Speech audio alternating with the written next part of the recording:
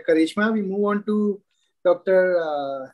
Jeevan Ladi, who is an extremely prolific surgeon. We all know he's the founder of Dada Laser Eye Institute, Pune, and he'll be sharing a wonderful case of subluxated cataract managed very nicely. Dr. Jeevan Ladi, sir, can you share your video?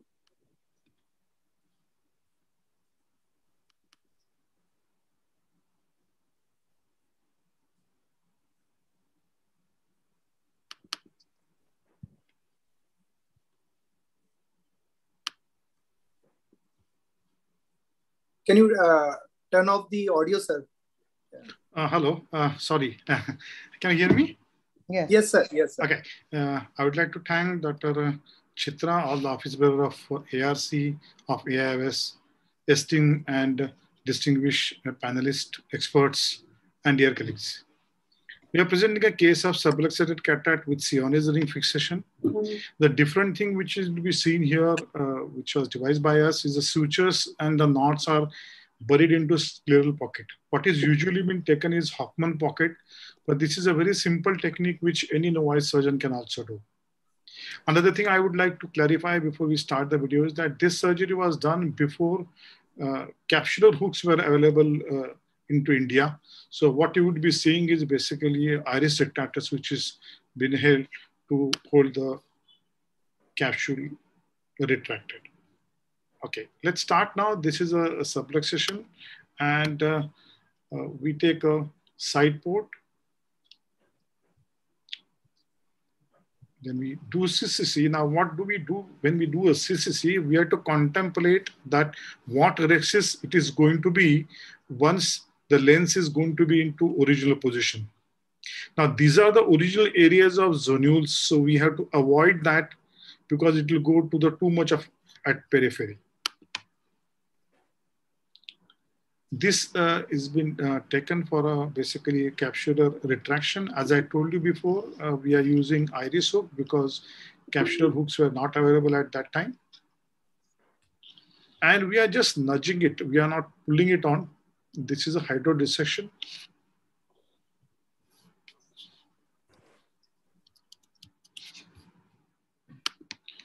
What we are doing is basically removal of emulsification of the nucleus, which was a grade 3, or can say late grade 2.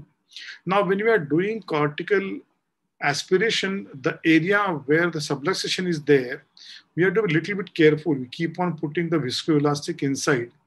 And only one which is not going to pull the back, we are going to suck.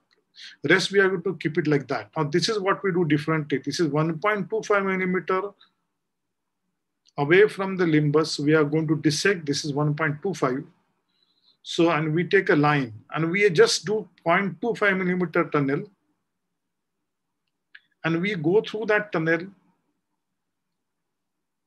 to pass the needle. So this needle has gone through a small tunnel, wedge-shaped tunnel. We have retracted back the iris retractors, as you can see. This is Sionis ring and we are passing the suture and we are railroading it now. This is a 26 number needle and the needle which is passed through the eyelet of the Sionis ring is now going through the 26 number needle. Now even 26 number needle you can see is gone through the small pocket here. Now what we do, we retract it with a Leicester hook or a T-dialer and try to fix the lens in, as you can see here.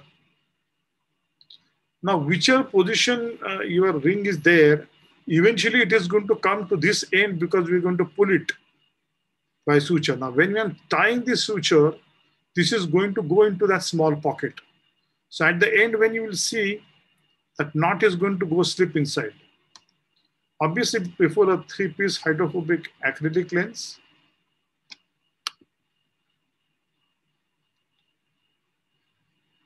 And preferably put the haptics in the same direction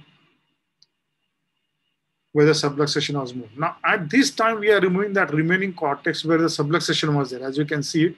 And we are not pushing it or pulling it fast. We are bringing it into the center and then we are doing it. Now, remove the retractors. Retractors removal is very easy. You have to just go to the opposite side. It will come out automatically. You don't have to put any force. Now, as you can see that this is the different thing which we try to do here, the knot is buried inside, so it won't be seen at the end of the surgery. This is how you see at the end of the surgery. First day of picture, you can see it here. Knot area is also not seen. And this is the first one post-op picture.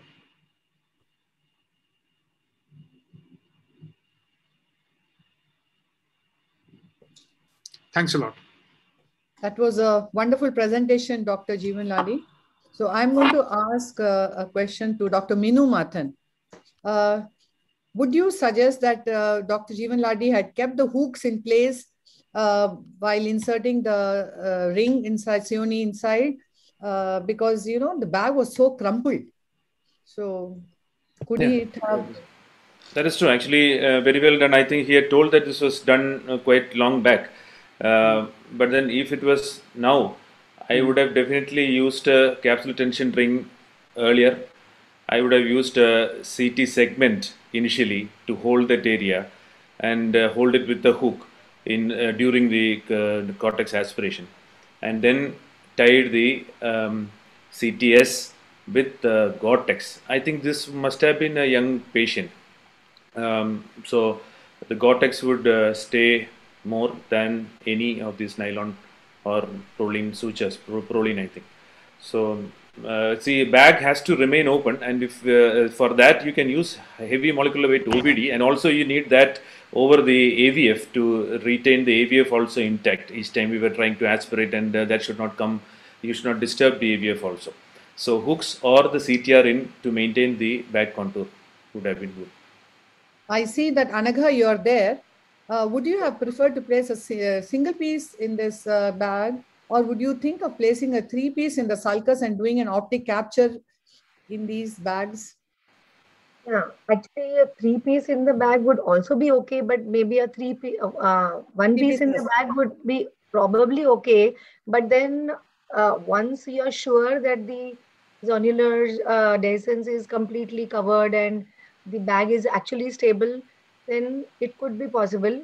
But a 3-piece with optic capture would be also a good choice. One more question I had in this case was, like, when he was trying to put in the Sioni's ring, like you said, ma'am, the bag was totally crumpled. So we could have removed the iris hooks later on after the Sioni's ring has already been put, because that is actually acting as a support. So then that is, you already have a support. You just need to inflate it with viscoelastic, and you could have removed the retractors much later. Exactly. Yeah, one thing which you could not see. One thing which you could not see here, which a surgeon feels during the surgery, at that time when the cortex and the nucleus was out, the remaining bag was so small. Keeping the retractors, there was a fear that it could tear through the capsule and remove the rest of the thing. That's why we removed the retractors and you use the Lester hook or a T-dialer, which was a very simple way of holding it, and put the CTR inside. By chance, suppose you would have kept that thing inside retractors, while putting the Sioni's ring when the suture was already passed, and if you can tear, then you have a trouble. You have trouble. Thank you. Chitra, I'd like to add. Yes, Kamal. Yes, Kamal. I think I couldn't agree more with Dr. Jeevan and Anaga both. I'm somewhere midway. Taking out the iris hook completely, yes, it does make sense, but having the iris hooks there and putting the CTR is a big mistake, because the vectors of dialing the CTR, especially when you're negating that hook through the wound, you need to tilt it a bit. So if that ring, if it is nearly half inside the bag and it tilts, this hook tends to tear your capsular axis. So a good idea would be to just negate and engage your CTR while your iris hook is inside in the bag. Once it's in and you start dialing, now you have a control, then probably you take it out. So what I would say is, having the iris hook and trying to dial the Sioni, I've done it twice, and at least in my hands, I've seen the hook tends to tear through the anterior capsular axis. So I think a midway track, what Dr. Jeevan did was amazing. The only way different I would probably do it, have my ring, have my hook just till I engage my entry point of the CTR, and probably 1 millimeter, 1.5 in, Then I could take it off and then dial it in. So then I have the best of both worlds in my control. Can I comment? Yes. No, I think beautiful surgery, Jeevan, and I think you did all that we were all doing about 7 to 8 years back. And as you also rightly acknowledge, I just want to emphasize on the certain aspects which have changed. I would have done exactly the same maybe 6, 7 years back. Number one is I would have the anterior vitreous phase I would have protected with a viscoat, I mean, just to stabilize it. Number two, immediately after I would have gone with a CTR and a Ahmed segment. And instead of going for a Sioni is what I used to use. And immediately after hydrodissection, I was slipping the CTR, which would have given the capsular support, and subsequently placed the Ahmed segment to support the bag onto the sclera. And then, of course, as far as the final placement of the intraocular lens is concerned, I think now it's well accepted that putting in a 3-piece lens with the haptics with an optic capture is the right way to stabilize these bags. And that maybe what I would have done is exactly what you did earlier, that is place a 3-piece lens and then let the haptics support the capsule where the dialysis is. But now the thought process has switched out to creating an optic capture and having the haptics in the sulcus and the optics in the bag. One point would capsular hooks instead of iris hooks, which you obviously emphasize repeatedly. Yeah, I would like to emphasize one point here is that what respected Dr. Ramurthy has said. See, when you have a prolonged trauma and on a slit lamp, we can see visibly subluxation. The Marfan's, is it trauma? Can you hear me? Is this Marfan's? No, it's a trauma. This is trauma. Post-trauma. Now, this patient, Dr. Minumathan has said that this was not a young patient. He was almost, you can say, 50, 55. So this part will come to about the vitreous part. So when you see this much of a subluxation, there is always a connection between the aqueous and vitreous. So in these patients, you will never have a form.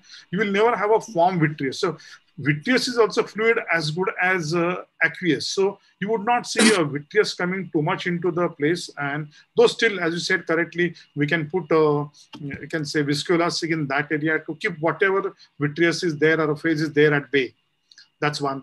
And we still suggest, as ma'am was suggesting, whether we can go ahead with the single piece lens. I would suggest that in this type of cases, we should always put a 3-piece lens, preferably keeping some part of the haptic going in the same direction in spite of taking sutures and putting the CTR ring in the same direction of as the subluxation is there. So it gives an additional support. One thing which I would like to talk about capture, though it's been advised, depends on many things. If the fibrosis occurs on the top of the captured part, it may weaken the hammock which we have created surgically at the periphery in a form of a 3-piece lens or a ring or a suture which has been taken. So preferably a 3-piece lens, and vitrectomy if it is needed is the thing which I would like to suggest. And with your comment, please.